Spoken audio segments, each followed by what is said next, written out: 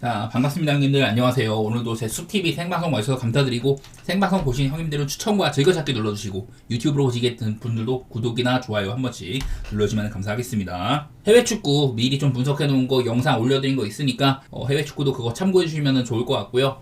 자, 오늘 이제 첫 경기, 브루클린 대 보스턴 경기인데요. 보스턴이 뭐 백투백이긴 합니다. 근데 보스턴이 사실은 이제 재작년이랑 작년 모두 다 리그에서 백투백 성적이 거의 뭐 최상위권이었거든요. 근데 올 시즌에는 6승 4패로 사실 백투백을 많이 하지도 않았고 아직은 성적도 썩 좋지가 않습니다. 내일도 아직까지 이제 누가 뛰고 안 뛸지를 잘 몰라요. 브라운은 뛸 수 있을 것 같아요. 어제 쉬었던 애들 뛰게 해주고 오늘 출전 애들 중에 몇 명 좀 조정을 해준다든지 그런 식으로 할 것 같은데 요즘에 보스턴은 그냥 딱히 뭐 큰 부상이 있다기보다는 이렇게 관리를 해주는 빈도가 상당히 높다. 그래서 이 경기는 사실 보스턴의 라인업을 좀 예단하고 하기가 어렵거든요. 근데 이제 오늘 상대인 브루클린한테는 상대 전적이 이제 6연승 정도로 보스턴이 많이 좀 이겨왔던 부분들이 있습니다. 뭐 브루클린 상대로 이런 10.5라는 큰 점수차의 핸디 만족해주기가 쉽지는 않기는 해요. 저는 여러 차례 브루클린은 프런트는 무조건 탱킹을 한다. 올 시즌에 드래프트 픽이 1라운드만 4장이 있기 때문에 무조건 탱킹을 해야 되는데 근데 감독이나 선수들은 정말 이기려고 열심히 하거든요. 프런트의 방향과 이런 감독 및 이 선수들의 방향을 맞지 않는 팀 그런 얘기를 했는데 사실 근데 이 브루클린이 요즘에는 좀 못하고 있죠. 최근에도 한 10경기 정도만 봐도 거의 뭐 1승 9패 엄청 못하고 있고 바로 이제 1승 9패 하기 전만 해도 한 7경기 동안 6승 1패 하고 되게 좋은 구간들이 있었어요. 브루클린이 분명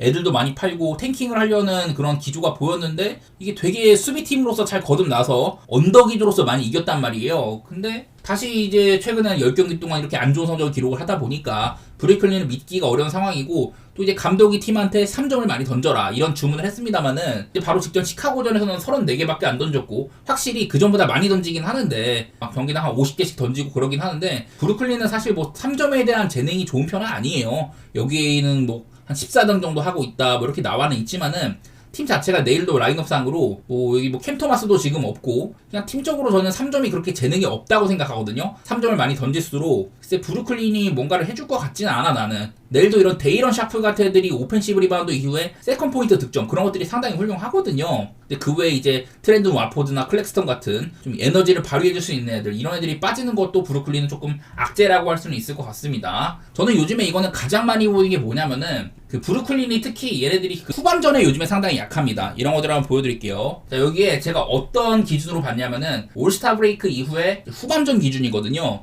요즘에 브루클린이 전반전에는 막 60점 가량 맨폭을 하는데도 언더게임이 난다거나 역전당해서 진다거나 그런 게임들이 되게 많은데 가장 득점이 낮은 팀입니다. 12경기 평균으로 50점도 못 넣고 있거든요. 물론 보스턴도 52점 정도로 점수를 많이 넣는 팀은 아닌데 근데 이제 9승 3패 승률이 확실히 달라요. 브루클린은 2승 10패죠. 이렇게 넷레이팅 상으로도 보면은 브루클린이 똑같은 기준으로 올스타 브레이크 이후에 후반전에는 넷레이팅이 마이너스 18.6입니다. 이만큼 전반전에는 조금 비비다가도 후반전에 무너지는 부분들 이런 것들이 제가 봤을 때는 브루클린이 좀 탱킹을 하게 되는 요소라고 생각이 돼요. 보스턴이 지금 뭐 백투백 선수도 그렇게 좋지도 않고 이제 뭐 백투백이라서 또 이제 좀 체력적인 부분에서 열세가 있을 것 같긴 하다 이런 건 있지만은 저는 자연스럽게 브루클린 후반전에 힘 빠지는 부분들 이런 것도 검토를 해보고 싶고 확실히 여기에 있는 결장자들이 전부 다 빅맨들도 3명이나 있고 확실히 팀에 긍정적인 영향을 찍혀주는 애들이거든요. 클렉스턴이나 와포드는 그런 게 두드러지고 이래가지고 그냥 브루클린이 좀 재능 면에서 많이 밀릴 것 같다. 이 경기가 보스턴에서 얼마나 또 많은 결장이 발생할지는 모르는 거지만은 저는 또 비슷하게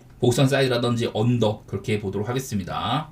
자, 그 다음으로 디트로이트 대 오클라호마 경기 볼 텐데 여기서 이제 말씀드리고 싶은 건 일단 오클라호마 결장이 조금 있습니다. 제이더비나 홈그랜 같은 팀에서 주전 뭐 한 3, 4번 이렇게 보는 애들이 빠지는 게 조금 거슬리긴 하죠. 근데 이런 것들을 봤더니 제이더비나 홈그랜이 빠지는 오클라호마는 사실 플러스 17.70이 찍혀요. 얘네들이 빠지는 시간이 1040분이야. 엄청 많이 되거든요. 얘네들이 빠진 횟수가 굉장히 많았는데도 오클라호마는 딱히 변하지 않더라. 얘네들이 뛰든 간에 안 뛰든 간에 19.34, 17.79 그냥 큰 차이가 없어요. 뭐 언더오버 상으로도 크게 변하는 것도 없고 얘네들이 있든 없든 간에 오크는 그냥 강한 면모가 많이 보인다는 거거든요. 내일 이러면 아마도 케이슨 월라스라든지 뭐 에런 위긴스 이런 애들이 주전으로 올라올 것 같은데 저는 에런 위긴스 칭찬을 되게 많이 했습니다. 얘를 거의 뭐 한 크리스마스 이후로는 그냥 제이더브에 손색 없는 정도로 잘하고 있거든요. 그리고 이제 디트로이트는 내일 뭐 딱히 결장은 없는데 그냥 이거는 디트로이트랑 오클은 지금 굉장히 잘 나가고 있는 팀들이라고 봐야 돼요. 하필이면 근데 디트가 얼마 전에 이제 워싱턴한테도 잡혀버리는 이런 모습을 보여주긴 했었고, 오클라호마도 딱히 얘네들이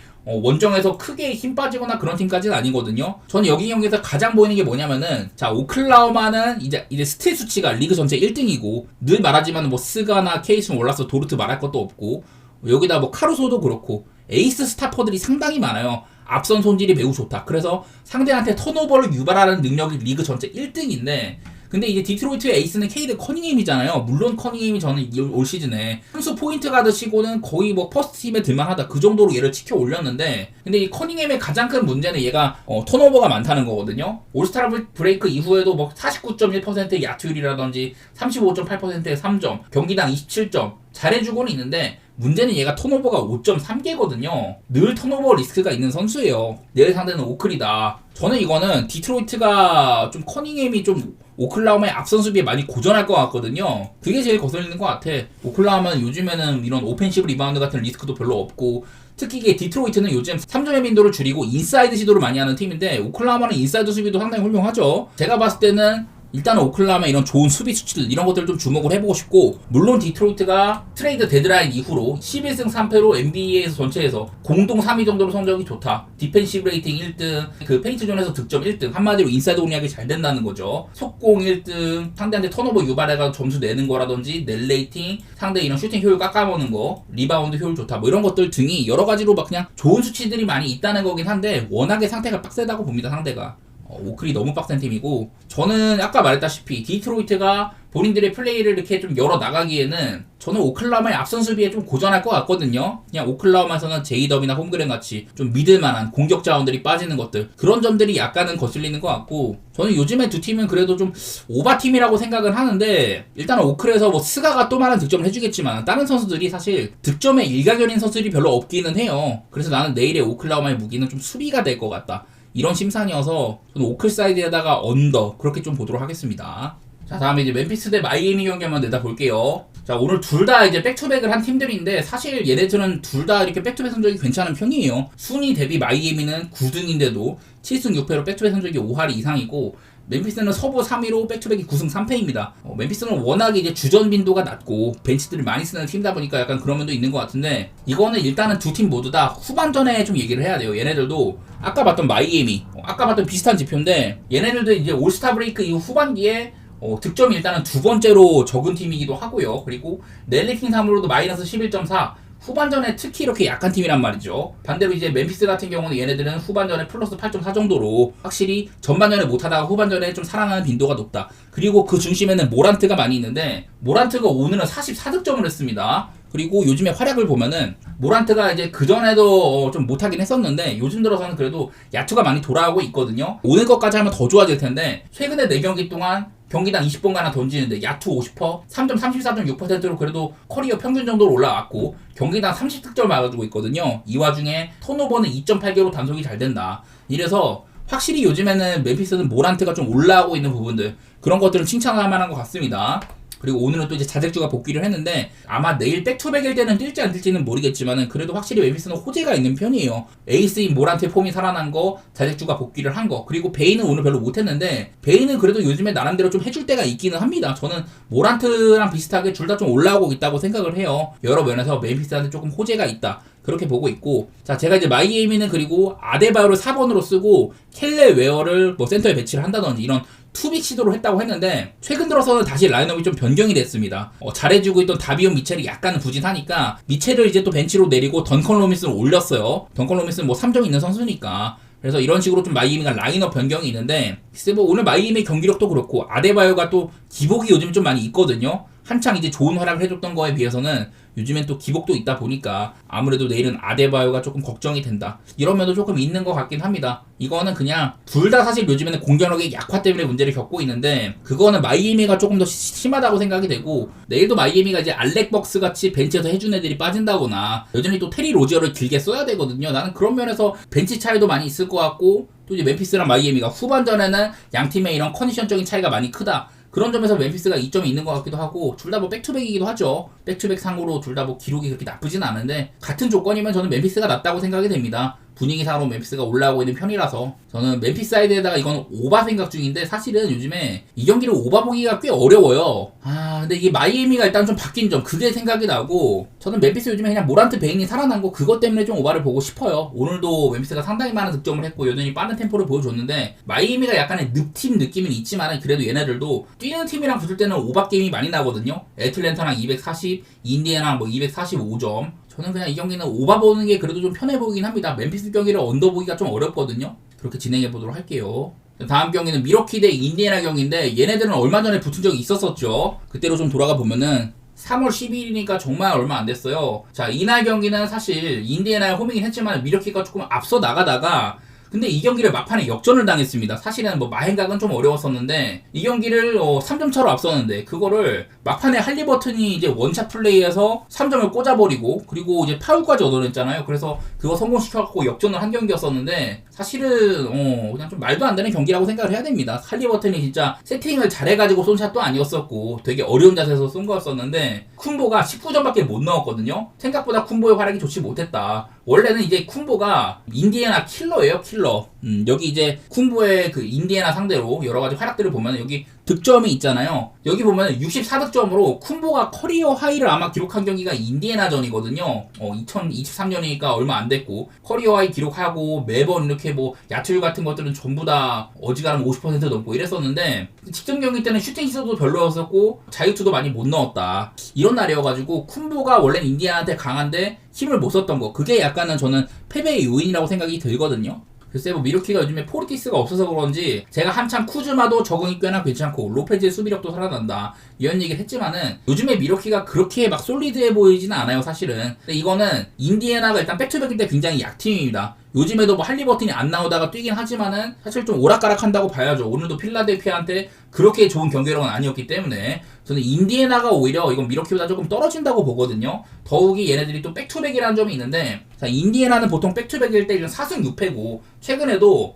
이제 미러키와의 경기가 백투백이었었는데 이날도 글쎄 저는 미러키가 그 인디애나 그렇게 잘한 경기는 아니라고 생각이 들긴 하거든요. 덴버한테 뭐 대패한 경기라든지 워싱턴이랑 연장 가가지고 겨우겨우 이긴다든지 뭐 포틀랜드한테 89대 112 패배 이런 식으로 그냥 최근이나 올 시즌 내내 인디애나는 백투백일 때는 약팀이라고 봐야 될 것 같아요. 물론 저는 이거는 미러키가 저번에 이제 인디애나 상대로 쿤보가 부진한 것도 있고 하지만은 저는 현 시점에서 인디애나가 그렇게 좋은 팀처럼은 안 보입니다. 얘네가 그래도 뭐 꾸역꾸역 이긴다거나 뭐 그런 건 있었는데 요즘에는 약자 멸시도 제대로 안 되고 있기도 하고 또 그리고 미러키랑 인디애나는 서로 홈이나 원정 편차 미러키는 확실히 원정은 14승 17패 5할 승률이 안 되는데 홈에서는 23승 12패거든요. 인디애나는 반대로 원정 17승 18패 5할 승률이 안 되고 홈에서는 20승 10패 67%입니다 승률이. 그냥 이런 정도 차이도 있고 해가지고 양팀이 이번에 홈이랑 원정을 바꿔서 경기를 한다. 그때보다도 이런 핸디값도 차이도 얼마 안 나는데 또 인디애나 백투백이란 이런 요소까지 있으면은 물론 지난번 경기도 생각이 나지만은 저는 이거는 미러키 사이드를 조금 더 보고 싶고요.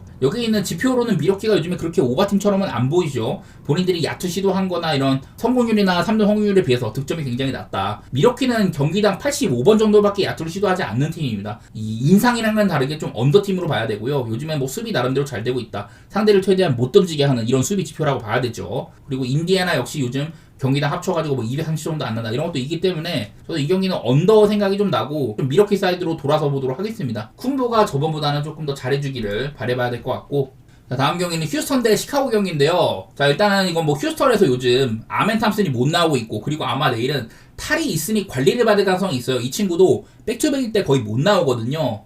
얘도 관리를 받는 중이라서 못 나올 수도 있는데 그러면은 뭐 아무래도 자바리 스미스 주니어가 지금 또 뛸 수 있고 오늘 이제 아담스가 경기를 결장을 했는데 저는 요즘에 휴스턴 얘기를 할 때마다 얘네들이 경기 중간에 1쿼터 막판부터 해가지고 아담스를 투입을 해가지고 투빅으로 상당히 많은 오펜시브 리바운드를 더 극대화하는 원래부터 오펜 강팀인데 아담스를 배치를 해버리면 아담스가 힘이 장사잖아요. 그래서 박스아웃 같은 것들이 너무 좋고 이런 휴스턴의 오펜시브 리바운드 강점이 극대화되는 시점이 그때거든요. 내일은 아마 아담스가 뛸 수 있을 거로 보이고 오늘도 휴식을 했기 때문에 그리고 이제 시카고는 내일 론조볼이랑 기디가 지금 아마 빠질 가능성이 높습니다. 론조볼은 나오시고 기디는 다우풀인데 일단은 이 라인업 상으로는 허더가 배치된 것부터가 시카고는 일단은 좀 허점이 있다고 봐야 돼요.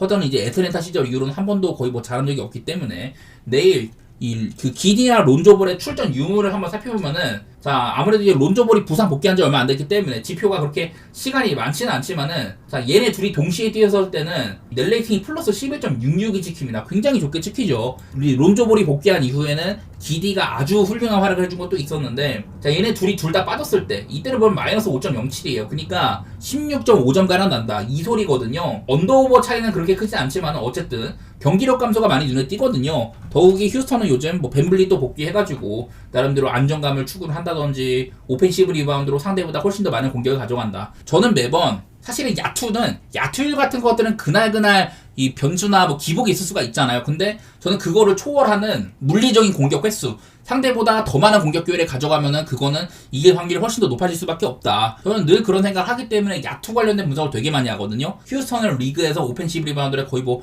가장 잘 잡는 축에 속하고, 요즘에 특히 이렇게 야투가 부진함에도 많이 이기고 있거든요. 확실히 좋아졌어요, 휴스턴이 그런 면에서는.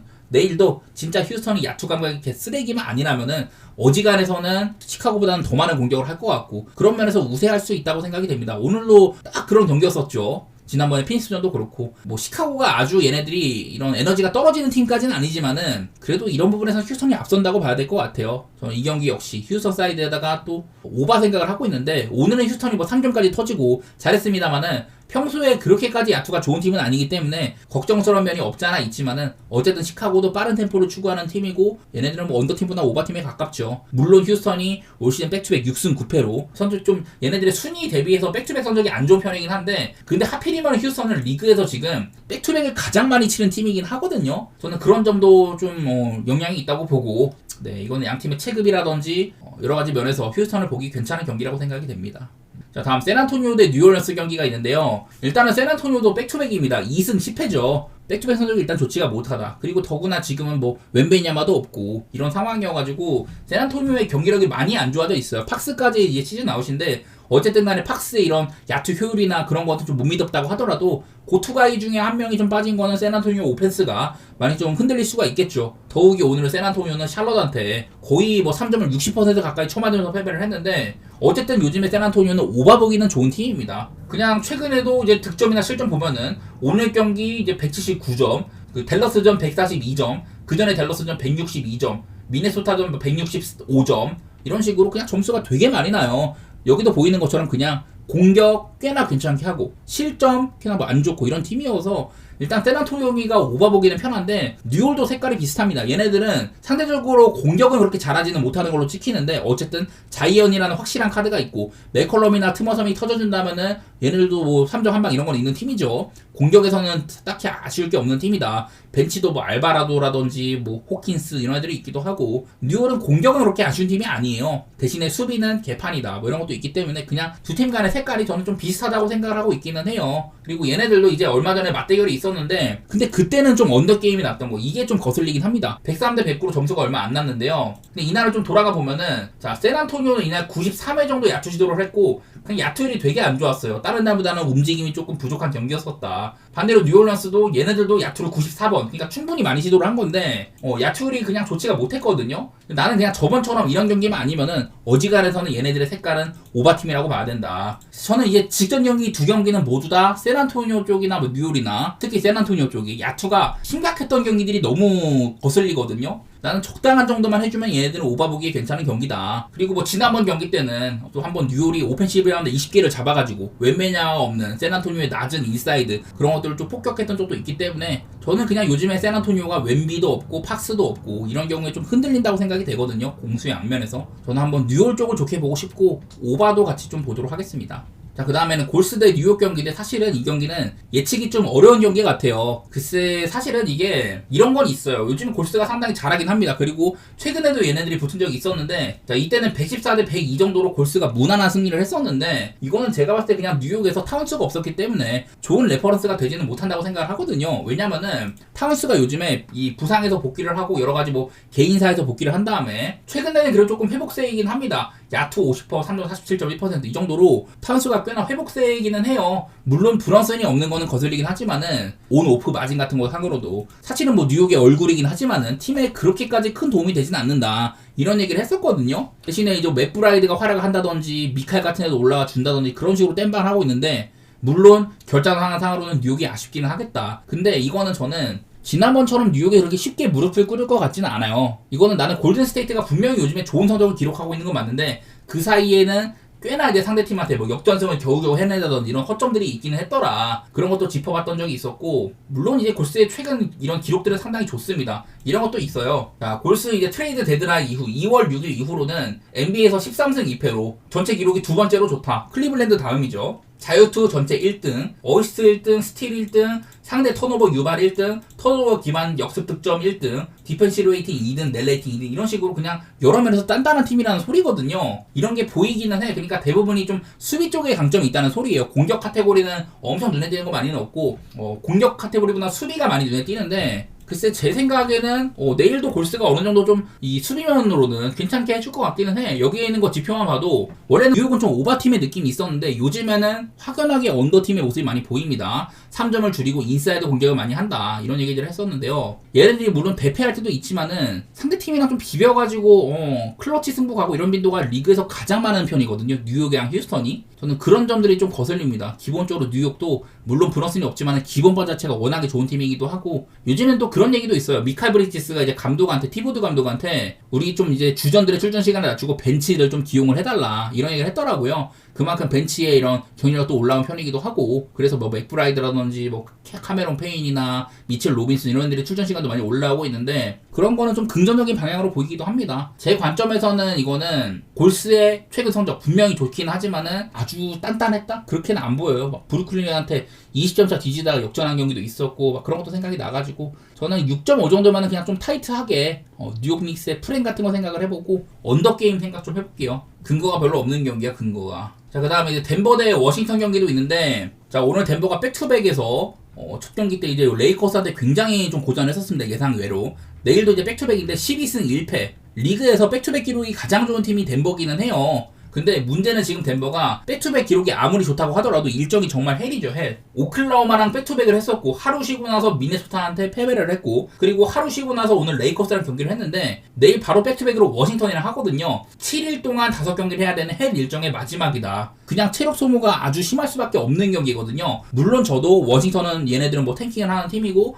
덴버는 지금 서부에서도 2위. 그냥 양팀 간의 격차는 확연합니다. 한쪽은 그냥 덴버는 뭐 리그 이제 타이틀을 노리는 팀이고 워싱턴은 그냥 지금 탱킹 레이스 1등이잖아요. 이런 차이는 있지만은 나는 근데 일단 덴버에 요즘 뭐 좀 얘네들이 좀 골머리를 아는 점이 생각보다 그냥 무난하게 승리한 경우가 많이 없어요. 2차전 이제 오클라호마와 2차전은 무난하게 승리를 했다고 봐야 되지만은 오늘 경기도 레이커스한테 막판에 역전당해가지고 뭐 질 뻔하기도 하고 미네소타한테는 무난하게 패배, 오클한테도 무난하게 패배, 피닉스 같은 팀한테도 사실 핸디를 만족을 못했단 말이죠. 세크한테도 좀 어렵게 이겼었고 그 전에 보스턴한테 패배하고 이런 식으로 요즘에 덴버가 그렇게 솔리드하지는 못해요. 반대로 이제 워싱턴 같은 경우는 얘네들이 올 시즌에 승리가 14번밖에 없거든요. 근데 최근에 9경기 동안 5승입니다. 5승. 이제 뭐 미들턴이나 스마트 같은 베테랑들이 덜해지면서 그런 부분에서 워싱턴이 조금 더 안정감이 생겼다 이런 얘기도 해드렸고 이거는 물론 양 팀의 체급차라든지 현재 가진 자산이라든지 그런 부분에서 차이가 명확하긴 한데 조건상으로 덴버가 좀 어려워 보입니다. 저는 일단 체력 문제가 좀 심할 것 같거든요. 오늘도 주전들의 출전 시간이 짧았던 것도 아니고 저는 이거는 좀 워싱턴이 프렌 같은 거 한번 볼만할 것 같아요. 그리고 또 이제 워싱턴은 덴버 상대로 올 시즌에 한번 승리를 했던 적이 있는데 그때는 워싱턴이 16연패를 달리다가 한번 홈에서 덴버 상대로 16연패를 끊어냈었던 그 이후에 워싱턴이 조금 더 좋은 기간들이 있었던 그런 순간이었었는데 물론 반대로는 덴버가 이제 홈으로 왔으니까 그때 복수를 할 만도 하고 이런 거는 있지만은 저는 지금 덴버의 체력 문제가 굉장히 심할 걸로 보이거든요.